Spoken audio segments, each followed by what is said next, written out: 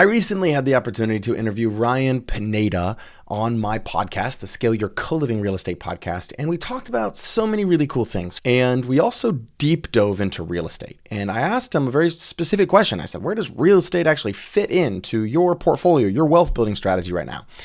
And he gave me some answers, some of which I think were great answers, and some of which I disagreed with, to put it mildly. And so I just want to do a reaction video where I kind of talk about, just react to what he shared. So let's dive in. Right now, where does like owning real estate fit into your wealth building strategy, if at all? Or how do you advise other people on where real estate fits into their wealth building strategy? Great question. So let me add to this that for number one, I'm not anti-rental. Okay. I still have rentals today. Number two, real estate strategies always change. Co-living wasn't a thing, like as of until really recently, right?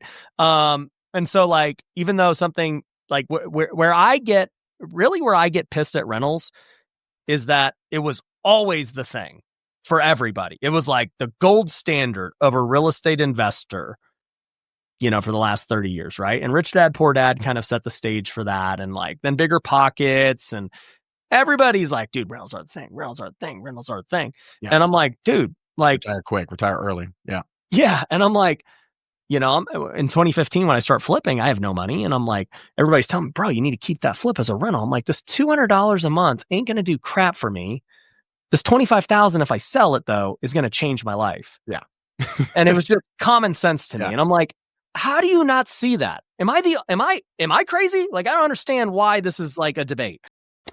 All right, so he says $200 a month is peanuts. And I would agree with that, but I would also say that he's not giving enough credit for all the other ancillary benefits, not even ancillary, the other benefits of real estate, right? Because you've got 5 big benefits of real estate whenever you buy a piece of property. I think it's important that anybody listening to this, just, and if you've already heard this and you know this, great. Maybe you should be teaching this to someone else, like teach this to people around you. Like, yes, cash flow, but cash flow is only one of 5 things. You got cash flow that comes in. You have appreciation on the home.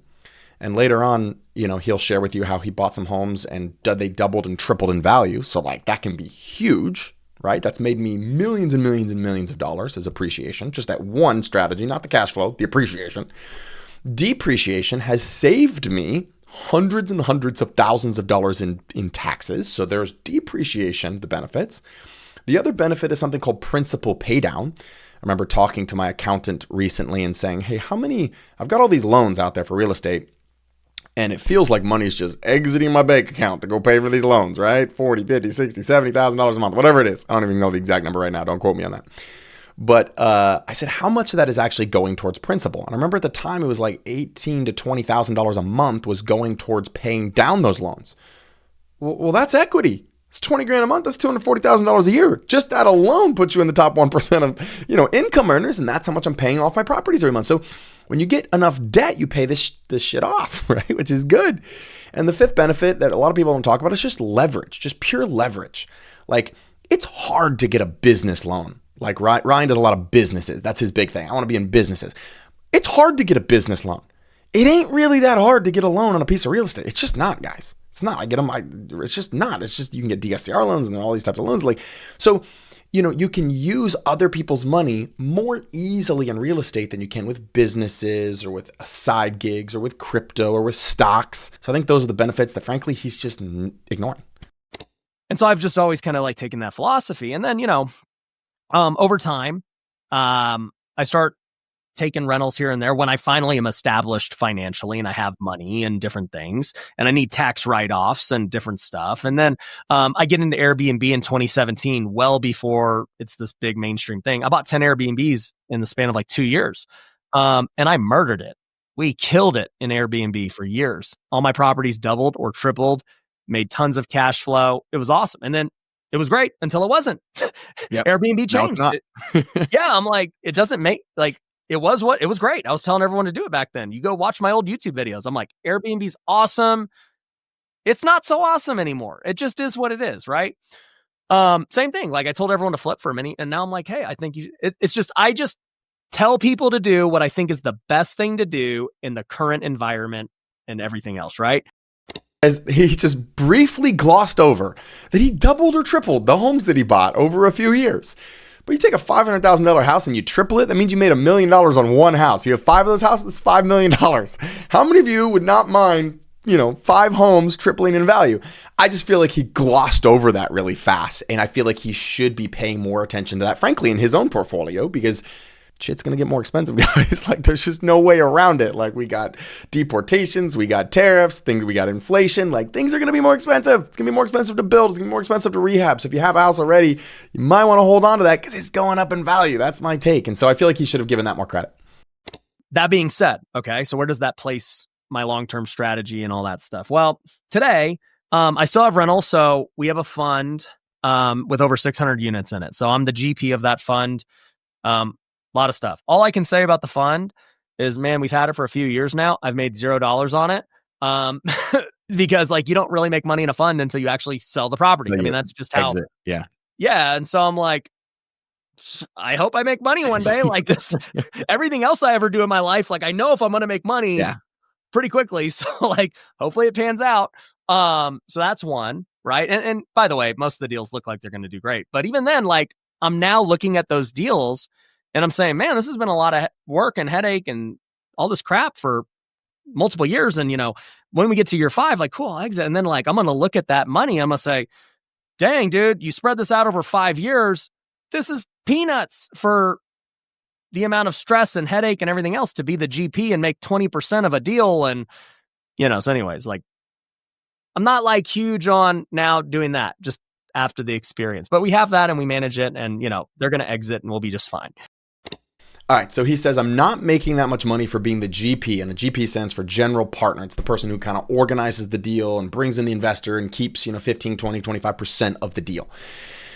And look, guys, I've never been a huge fan of these huge syndications. I think it's kind of like getting into an IRA or a 401k. It's there's fees, there's hidden fees, there's more fees. You just start to dilute the pot versus going into one of those massive syndications. I'd rather get one co-living deal or one single family deal, just one deal, maybe have 1 to 2 partners max. But yeah, I agree with him. I have a lot of my friends who are just getting completely hosed right now on these huge syndication deals.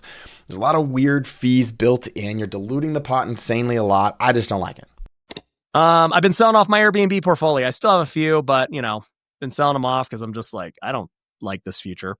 I had normal everyday long-term rentals in Vegas, sold off a bunch to cover losses on flips. I mean, look, if I didn't lose all that money on flips, I would have probably kept them and just let them do what they're doing, but need to cover losses.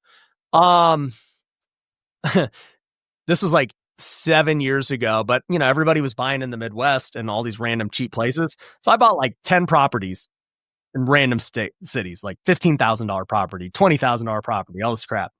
Terrible decision. Never do that. Sold them all, made no money. It was terrible. So I've got a lot of experience in rentals and all this other stuff. So here's my long-term strategy. Yeah. Tell me. I would say just based on, I want to give people the context of just so they know I've bought every form of rental you could buy. Now, he does say he's selling off all of his Airbnbs because he doesn't like that future. And I could not agree more with this. I think if you have Airbnbs, you need to at least be slimming that portfolio, right? That's what we're doing. We're kind of keeping the ones that we're we have this lake house on Lake Norman. We're man, that's a cool legacy property. Let's hold on to that for 20, 30, 40 years. We have this cool property in the mountains. Let's keep that.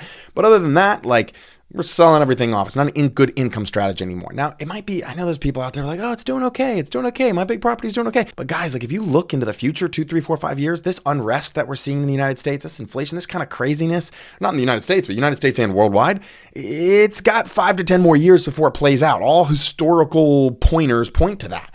That's the bet that I'm placing. So I don't want to be sitting in an asset class for 5 to 7 to 10 years before it comes back strong. It's going to get worse before it gets better. And so get rid of your Airbnbs. I agree with that. My long-term outlook is this. Business to me is more important because clearly it makes more cash flow. And that's the number one thing I'll always tell people. You are not buying rentals for cash flow today. It's just so freaking hard. So he says businesses are more important to him. And he said it clearly makes more cash flow. Now, while that can be true, I've owned businesses and I've owned real estate, and businesses absolutely can have a lot more cash flow. I think it's important to note that this works for him because he's good at running businesses. But you guys have all heard the statistics on how many Americans or how many people in the United States are actually good at running businesses. What is it? Like, maybe it's like 97% of all small businesses fail in the first 2 years. And then like 70% of those are gone within the next 2 years. Don't quote me on those exact specifics, but you've all heard them, right? Running a business is damn hard. And here's the thing that I don't think he's taking into consideration. When you have a business that fails, what do you have? Nothing. You get nothing, right? For me, when I went through COVID with my martial arts, my chain of martial arts schools that I built, all I had was leases. In case you're not familiar with the terms in the terms in business and real estate, there are assets and there are liabilities. And a lease is a liability, which means it's something you owe. So all I was left with my business crashed during COVID. You know, I had martial arts schools in Virginia, South Carolina, North Carolina, all across the states. We had an online program that was teaching in 27 different states, Canada, Hawaii. And guess what? You're left with nothing. You're left with bills. But let's just say your real estate property crashes and you have 0 tenants. Yes, I get you're left with a mortgage. Like, that makes sense. But you're still left with something that's worth something, right? If you bought it right and you didn't max leverage it up or whatever, right? But you're still left with an asset, right? That has some value. And a lot of times when you have real estate, a lot of times it's just a price point. Maybe you can't rent it out for $2,000 a month, but I bet you could rent it out for $1,000 a month. You know what I mean? So like, you could probably get some cash flow in it.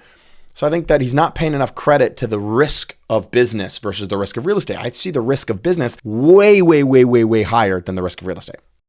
My argument is always that, like, okay, could Airbnb make money? For sure. Could CoLiving make money? For sure. It's not like they don't work.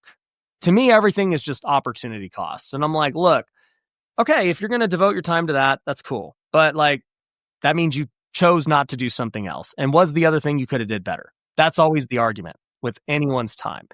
So it's never of this doesn't work. It's just, is it the best use of time for that person and what they want to do? Wholesaling's not the best for everybody. I mean, there are people who just want to own real estate, work their W-2, chill out.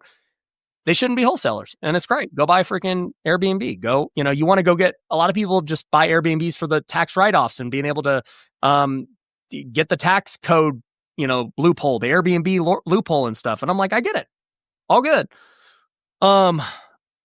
So where do I think the future is? Personally, I don't really care about buying rentals right now at this point in my life. I care about building my businesses. That will make me way more money than rentals ever will. Now here he's saying, what's the opportunity cost? Like, I can put all my time and my money and energy into other things and make more money. And I agree with that. I think that's great. If you have something you can go make, $1 million in, like, go make $1 million in that thing. Like, don't try to become a real estate guru. I think that's stupid. Don't do that. But should you invest in real estate? Yeah. Should you hire someone like our company to do the done for you CoLiving, where we, go find deals and negotiate them and manage them? Like, should you still spend an hour a week on those, looking over them, managing them? Even if we're the manager, like, you got to manage the managers. Like, I'm a big fan of everybody here should be paying attention to your managers. Don't just, I think David Green was the one who said, like, there's no such thing as passive income. It's a myth. It's passive-ish income. And I couldn't agree with that more. So there is some time you got to put into it. But you don't need to be a real estate guru to invest in real estate. Obviously, too, even like businesses, if you build the right business, you can have a very high multiple and a big exit. And that's something real estate just doesn't have. So potentially there's like the opportunity for a big exit maybe one day, which is awesome. But even if it never comes, you're building a business that produces a ton of cash flow, which is, at the end of the day, in my opinion, far more important than net worth and equity and all these things. Like, I just don't really agree with people who want to wait and do delayed gratification forever. Like, I get that you got to have delayed gratification, but I'm like, no, we're not going to be rich when we're 20 or 20 years from now. Okay. Like, all right. Now here he says cash flow is more important than equity. I disagree so strongly. Guys, cash flow is like the wind. It's there and then it's not. And then the economy changes and then COVID happens. And then Facebook decides to change the algorithms and your ads stop working. And someone decides to blow you up negatively on the news. Not that happened to me, but maybe someone else in this situation. But anyway, like, all these things can happen. There is a huge operating risk to running a business, y'all. And so What you will live off at the end of your life is actually not your cash flow. It is your equity, because you're going to want to cash out at the end of your life, and you're just going to want to have your nest egg that's making 2, 3, 4%, or you're just going to want to live off of it, right? So you're going to live eventually at the end of your life off your equity, right? And you don't want to have to be at the end of your life, towards the end of your life, like figuring out how you're going to make cash flow and adjusting to all the risks of the market that are changing like that to when you run a business. I've run a business for a decade plus, for more than 2 decades now, right? So I think that is, I just couldn't agree that cash flow is more important than equity. You give me your perspective on this. Maybe you guys disagree with this. Everyone here can live a great life within the next couple of years. If you make the right moves in the next couple of years, you could have a great life now. Now, that doesn't mean your net worth may be high or your equity or any of these things, but as long as you have enough cash flow, money coming in each month, which isn't going to come from rentals in that way, they would come from owning a business. Like the easiest way to make cash flow is to own a business. That's the easiest way to make a lot of cash. Then that's what I'm more focused on. And then once you have that, buy rentals and everything else. Yeah, I saw you and Cody Sanchez talking about it. Obviously, she was super vibing with you about like, yes, it's in businesses. It's that. It is. And that's what I've made all my money is. And like the house flipping is a business. It's not really real estate in that way. Wholesaling is definitely not even really real estate. It's just marketing and sales. That's all wholesale business is. Now, here he says there's not the opportunity for a big exit. Now, granted, when you build companies, you can sell those for 5, 10, 15, 20 multiples of what the revenue is or what the net is or what the EBITDA is what they call it, a little fancy formula that they use to sell businesses. But the chances of that actually happening, I would want you to look at the statistics of the chances of that actually happening, right? Or just check in your own. How many people do you know that have exited a company for more than $10 million? Like very, very, very few, right? Because it's very, very, very, very rare. And so, yes, you might be betting, and Ryan might be the guy that can pull that off. You might be betting on some big exit, but I want to just come back around to a point he made earlier. And I think all of us here, if you're in real estate, and if you're not in real estate, real estate has just appreciated dramatically over the last 5 to 7 years through COVID. He just said that all these properties doubled and tripled in value. So you can get big exits with real estate. Now, granted, you might not get a big exit on one house, even though tripling is insane. But if you have a portfolio, that portfolio can go up in value tremendously if it's bought correctly, right? So super key. I'm just going to ask you really directly because I want to get your opinion on CoLiving before I do a couple of rapid fire questions. I'm all in on this strategy, and actually, I know CoLiving's kind of become a thing over the last few years, but I was doing it a decade and a half ago. Literally, like every property I've ever owned, I rented by the room, house hacked, and then did another one, and did another one. Went on this crazy journey of like putting 3 people in, and 4, and 5, and 6, and 7, and 8, and 9, and 10, and like our biggest home, we were like 11 people sharing it, right? So I say that to say like I'm all in on it because it actually does have some social benefits. It helps solve affordable housing. Like that's not just me saying that. That's 100%. U.S. Department for Housing and Urban Development came out and said we believe CoLiving can solve affordable housing. It helps with loneliness, brings people together, and the cash flow is significantly more. But with what you know of CoLiving, what's your honest opinion about that strategy? And I'm not looking for you to say like you love it and it's awesome. Like I want you to say like your audience needs. CoLiving's great. I want you to say what you like. With what you know of it, what's your opinion on it? So I mean, there's a couple of things, right? I have had first off, right? Like when I hear CoLiving, it's like, what does that even mean? Because it's like such a broad, like, are we talking Airbnb? Are we talking rent by the room and like this pad split thing? Rent by the room, taking what about home. Like college rentals? Or just professionals, just long term. Okay. Because I've had also too, like an interesting one is all these people who are doing assisted living and stuff like that, right? And it's like similar concept, but like even higher paydays, right? If you can figure it out. Yeah, just be aware, assisted living is a business. Right? So is sober living. Yeah, you can make these huge numbers, but it is like you got staff and you got to run it and you got program. Like it's a huge business. Just be aware of that.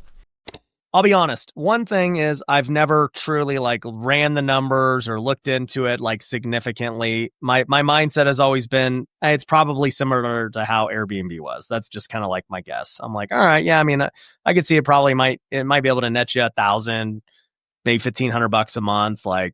I don't know. Is that accurate? 1 to 3, 1,000 on the low end for a property, 3,000. It's way more stable than Airbnb just because this is it's not seasonal. It's not seasonal, and it's people calling it home. Like it's a room, but it's home. Yep. Okay. So here's the example I'll give you. Let's just say he bought only five. I'm not talking like 105. I'm talking five $500,000 homes, and they all doubled or tripled in value. That means you take 2.5 million and you turn it into 5 or 7.5 million. Granted, not a $50 million exit, but you having 2.5 or $5 million in your pocket is not too shabby. That's a decent exit, and that's only with 5 homes. Yeah, I mean, like, that's great. I would just say, like, my reason I haven't done it or really care about it is opportunity cost. The way I've always looked at it is like, all right, how hard is it going to be for me to build some property management company to do this co-living thing? And like, how much of a headache are these tenants going to be? You know, it's the same thing like Section 8. People are like all about Section 8. I'm like, I don't know, man. Like, seems like a headache to me, just knowing the clientele and everything else. Like, it just is what it is. And I would assume co-living, maybe similar clientele. I don't know, right? But it is what it is, right? They're not a family who can afford a big house.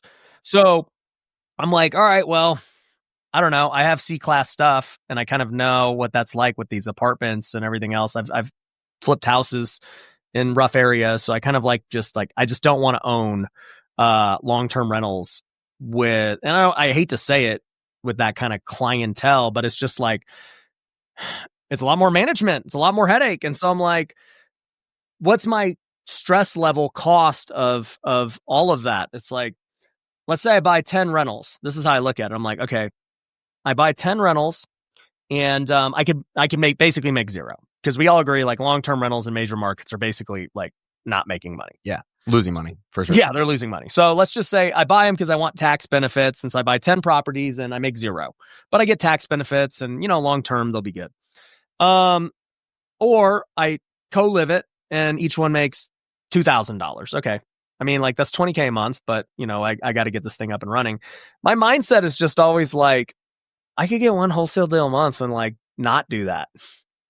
Like, to me, it's just so much easier with my position to just not worry about all that and then just go get the $20K a month, like get one more wholesale deal. All right, now here he says clientele is a pain. Now, this is one point I strongly agree with him on. When you're in co-living, if you don't have systems in place, so many people come back to us and be complaining about all the things that is going on in their co-living homes. It's crazy. So I agree that if you don't do co-living correctly, you're going to be effed. You're going to be, that's extreme. It's going to be hard for you to run these homes. So it is a little bit more difficult from that sense. And that's why I spend so much time, and I've dedicated the last, 3-4 years of my life to teaching people the systems, the process, the procedures, how to keep these things clean and quiet and safe, which those are the 3 things you need, by the way, like to run co-living home correctly, so that there's 7, 8, 9, 10 people in a home. You're all sharing that home and it's running well. There's a lot of ways to do it, but you got to have some good systems for that. And it is more management, but you are going to make more cash flow. So it's just important that you recognize, like, in life, there is risk reward, right? And so in life, businesses can make more money, agreed, but insanely more risk, right? And so co-living, you're going to have more management, more headaches, but you're going to have that cash flow. It's going to set you free, hopefully with just a few homes. Actually, an operating business for you just makes more sense. Yeah. And I don't know, I would actually love to hear your perspective on like how the space has transitioned over these years as it's becoming more popular, because it wasn't popular 10 years ago when you're doing it. Yeah, I just think it's like one of those things where if you want to own a lot of real estate, what can you own that cash flows right now that has fixed interest rate debt? That's how I think about it. Is like, I can do multifamily. Sure, I can do a lot of these other things, and it's not Airbnb anymore. And then I think the other perspective is, in the next 5 to 10 years, what am I willing to bet on? I mean, you bet on Airbnb in 2017. That was a solid bet for 5 to 10 years, right? And so I think it's like, what am I willing to bet on in the next 5 to 10 years that I believe is still going to be a big issue / even higher in demand? I was on the Bigger Pockets episode a couple years back, and I had this guy from Berlin, Germany call me, and he said, Sam, you're talking about co-living like it's new. He's like, this is how the world lives, buddy. It's new to America. He's like, it's new to America. He's like, but don't worry. This was 2.5 years ago. He goes, don't worry. Give inflation a few years. You guys will be right where we are. He's like, all millennials in Berlin rent a room. Nobody rents an apartment here. It's way too expensive. So I think that perspective is the bet that I'm taking on the next 5 to 7 years of U.S. economy. And again, that might not be a bet you agree with or anybody listening to this agrees with, but it's like, man, if that's the bet I'm taking, is affordable housing 600,000 people will be homeless tonight. That went up 18%, I think, in the last year and a half. And so it's like, where are we headed with affordable housing? Like worse or better? I think we're headed into something where it's going to be more and more needed. So, hey, if I want to own real estate, and I get from your perspective, I almost feel like what I hear you saying, Ryan, is like, I don't even know if I really want to own a ton of real estate, period. Like I can go make businesses and make millions. But if you do want to, and you want all those other ancillary benefits of that, then I think it's like, well, then what do I own? And from that perspective, like, I want to own this. Yeah. That's my perspective. Yeah, no, I'm with you. To prove this point, I was recently talking with a gym owner who said, look, he had this thriving, successful practice. He was a personal trainer, but it was like, one-on-one training. He had his own building, he had all this cool stuff. COVID happened, boom, done. And then he closed down for 2 months. And then only 50% of his clients came back. And he was like, I just couldn't make it. I had to shut it down. So there's a guy who's been in business. I think he said it was 10 years he had been in business, and one thing changed, and you're done. Now you're like, and now he's been trying to find a job. The whole reason I was having this conversation, I was interviewing him for a role I was hiring him. Now he's trying to find a job. He's like, dude, it's hard. I can't find a job. It's hard. So I think that's something everybody needs to consideration. A business is great, but I want something I can touch and feel and put my hands on. And if it burns down, insurance is going to pay me for it. And if bulldozer happens to run it over, insurance is going to pay me for it. Like, I want a protected asset, and business is so far from the protected asset that we're talking about here, right? The stability of real estate is intense. Well, here's the thing. I'm down with anybody who's going to just own a perspective and a niche that for sure actually makes money, which this actually does. And you're just willing to just do it and go all in. What I don't like is when people are like, yeah, I think I'm gonna have one co-living, and I think I'm gonna do like a wholesale deal. And then I think I'm like, bro, no, just freaking pick one. Like, you can't operate both of them at a high level if you're brand new. You have to go all in on a strategy. Going all in on one strategy that you choose 100%, like having one Airbnb here and one short-term rental here, or one co-living here and one single family here and one multifamily, one industrial and one this. I could not agree more that that's BS. Like, you just need to go, you say, hey, because what you do is you get economies of scale and you get more specialized knowledge about that asset class. And when you have more specialized, like the reason that I can get good co-living deals and a lot of my students when they first join can't is because I've looked at so many, I've got more specialized knowledge than they do. So I can sift deals faster, make better decisions about what deals are better. Now, if you're trying to like underwrite Airbnbs and underwrite industrial, you're not going to have that same specialty, right? And that's the key. So you need to go all in, hone in, and get that specialized knowledge. And that allows you to make better decisions quicker, faster, and scale. And so that's like my main thing for people, because they're so confused today with all the options.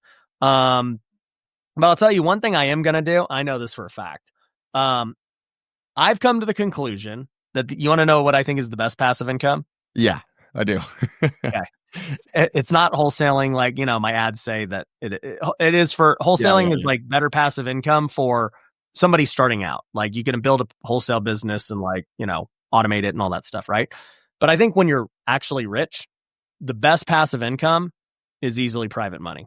And I've now come to this conclusion after doing it for 10 plus years and like making my lenders many, many millions, and they've done nothing. They've just chilled out. Now he says the best passive income is private money lending. Now I love to do good private money loans, but I can also tell you a story where I came this close to one not being paid back and I almost had to foreclose on a deal. So do you want that headache? Do you want to go through foreclosures? Again, I would say to previous point about going all in, if you're going to be a private money lender, go all in on private money lending. Learn that game, understand the pitfalls, but I'm not a big fan of just like starting to private money lend. Like, it's a whole niche. It's got complications and little nuances and laws and rules that you got to understand before you go into something like that, guys. So don't just dive into that strategy because he said it on the podcast. Like, let's figure out what's really good here. Well, I've paid back every dollar and took all the risk and did like everything. And I just look at like, okay, the stock market. All right. Like we just saw it had this massive volatile day, the worst day ever. Then it had the best day ever. And then like, you have all these things, right? And it's like, okay, the stock market, I actually understand now, having held real estate now for a long time, like the illiquidity of real estate does suck. And I understand why people value the stock market, because you have liquidity. You can just get it instantly. So I'm like, okay, I get why the stock market's 8%. Like on average, you're at 8%. That's great. On obviously I can make more money flipping houses and stuff, but it's not passive. Like, you got to really actually go do this thing. Co-living, yeah, the cash on cash looks, but man, it's a business. You got to actually go out and do it, right? All right, so that is my reaction to his spiel here. But here's the truth. I want to know what you guys think. Am I wrong? Is he wrong? Do you have any data points you could drop in the chat and just share and make this a conversation? Love for you to share this with a friend who's maybe on that cusp of making decisions like this, business, real estate, both. What do I do? And would love for you to just share this with somebody to help expand the reach that we're trying to accomplish, which is getting the word out there about co-living and real estate in general and how it can be used to set you financially free. The last point I'll make to this that's really beautiful, I think, to me, is that in the olden days, you used to own, the only people that were allowed to vote were landowners, and the landowners were like the elite of the elite of the elite, right? And everybody else was peasants. They lived on the land, they worked the land, they rented the land, but they didn't actually own any land. I think one of the beautiful things about living in the 21st century, about living in America, is you get to own land. You get to actually own something. And I think you've got to own stuff, businesses and real estate, in order to be wealthy long term. So if wealth is your goal, then you've got to own real estate. You just do. It's part of the, it's not like it's a must in my book, right? And it's a privilege that we have. So I'm a huge fan of you guys owning as much real estate as possible and reaping the benefits, the tax benefits and all the appreciation benefits and all the other benefits and the cash flow benefits if you're in co-living that you get through this strategy. Hopefully this was helpful in some way. God bless you guys. See you soon.